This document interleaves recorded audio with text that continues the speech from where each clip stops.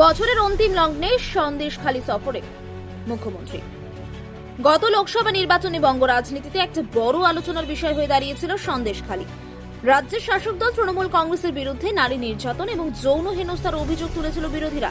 যদিও সেই বসিরহাট কেন্দ্রে বড় জয় পায় ঘাসফুল শিবির, তবে বরাবরই একটা প্রশ্ন চারিদিকে ঘোরাফেরা করত। বিরোধীদের মাঝে মধ্যে প্রশ্ন করতে শোনা যেত যে মুখ্যমন্ত্রী নিজে কেন সন্দেশখালী যাচ্ছেন না। তবে এবার বিরোধীদের সেই ছোড়া প্রশ্নের জবাব দিলেন তৃণমূল সুপ্রিমো তথা রাজ্যের মুখ্যমন্ত্রী মমতা বন্দ্যোপাধ্যায়। নবান্ন থেকে এদিন সাংবাদিকদের তিনি সরাসরি জানিয়ে দিলেন যে বছর শেষ হওয়ার আগে তিনি সন্দেশখালী যাবেন। এখানেই শেষ নয়, তারিখের পাশাপাশি তিনি এটাও সকলকে মনে করিয়ে দিলেন যে বিরোধীদের তরফ থেকে এতদিন কি প্রশ্ন তোলা হয়েছিল।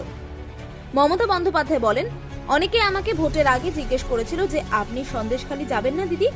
আমি তাদের বলেছিলাম যে আমি পরে যাব, আমি 30শে ডিসেম্বর ওখানে যাব, যোগ দেব সরকারি পরিষেবা প্রদান অনুষ্ঠানে।